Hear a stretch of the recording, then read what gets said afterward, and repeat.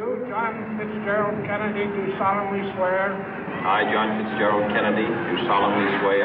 That you will faithfully execute the office of President of the United States. That I will faithfully execute the office of President of the United States. And will, to the best of your ability. And will, to the best of my ability. Preserve, protect, and defend the Constitution of the United States. Preserve, protect, and defend the Constitution of the United States. So help you God. So help me God.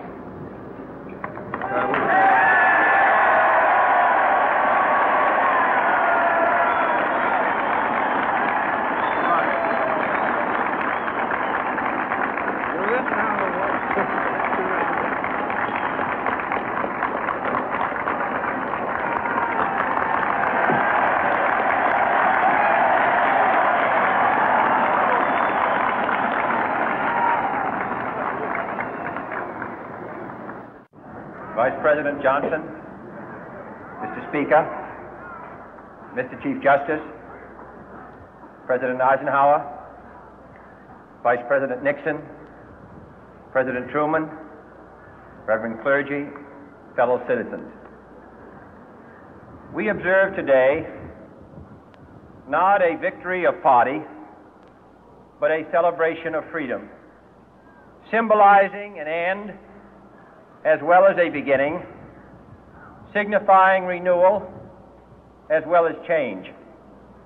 For I have sworn before you and Almighty God the same solemn oath our forebears prescribed nearly a century and 3/4 ago.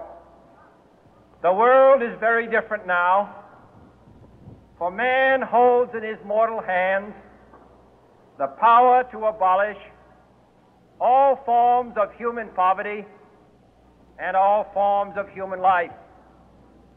And yet the same revolutionary beliefs for which our forebears fought are still at issue around the globe.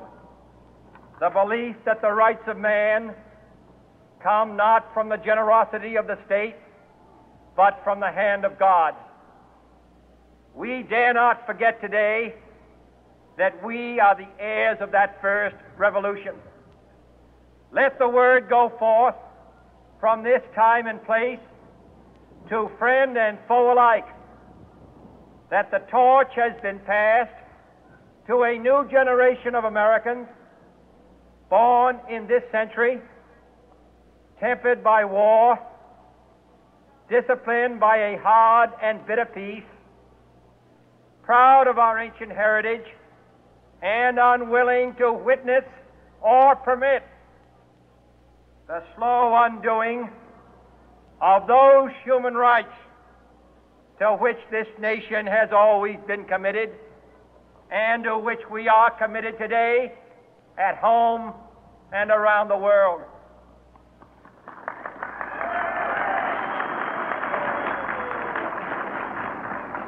Let every nation know, whether it wishes us well or ill, that we shall pay any price, bear any burden, meet any hardship, support any friend, oppose any foe, to assure the survival and the success of liberty.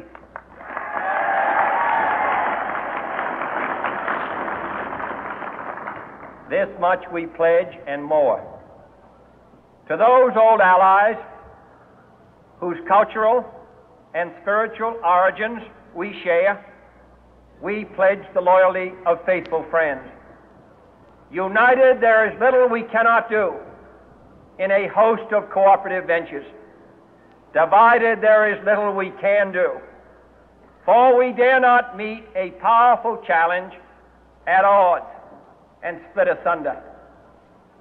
To those new states whom we welcome to the ranks of the free, we pledge our word that one form of colonial control shall not have passed away merely to be replaced by a far more iron tyranny. We shall not always expect to find them supporting our view, but we shall always hope to find them strongly supporting their own freedom, and to remember that in the past, those who foolishly sought power by riding the back of the tiger ended up inside.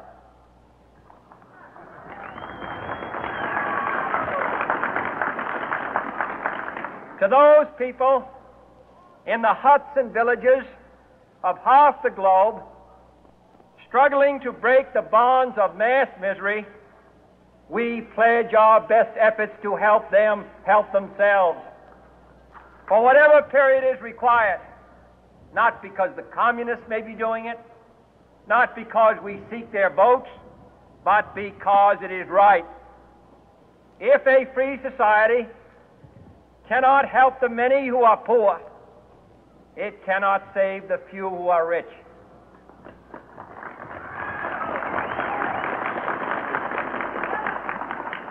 To our sister republics south of our border, we offer a special pledge to convert our good words into good deeds, in a new alliance for progress, to assist free men and free governments in casting off the chains of poverty. But this peaceful revolution of hope cannot become the prey of hostile powers.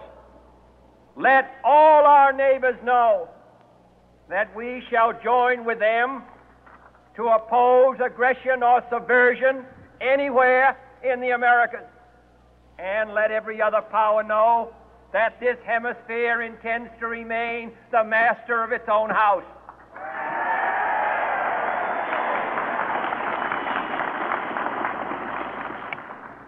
To that world assembly of sovereign states, the United Nations, our last best hope, in an age where the instruments of war have far outpaced the instruments of peace, we renew our pledge of support to prevent it from becoming merely a forum for invective, to strengthen its shield of the new and the weak, and to enlarge the area in which its writ may run.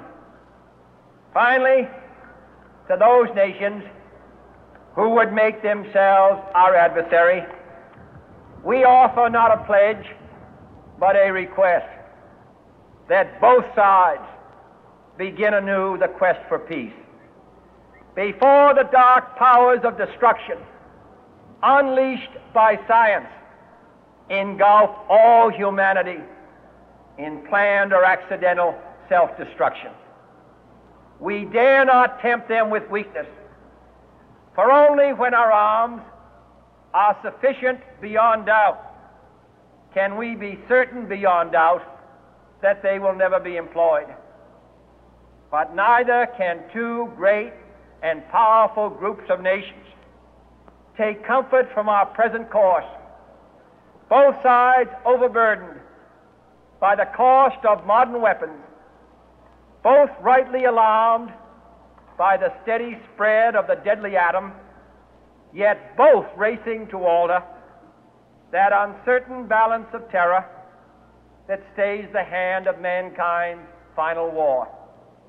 So let us begin anew, remembering on both sides that civility is not a sign of weakness, and sincerity is always subject to proof. Let us never negotiate out of fear, but let us never fear to negotiate.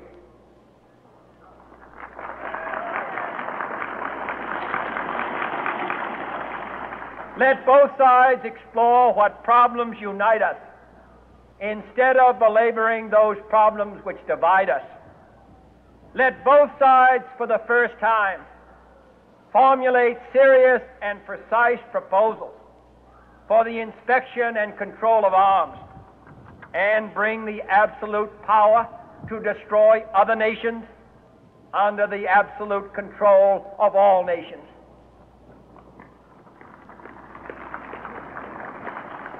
Let both sides seek to invoke the one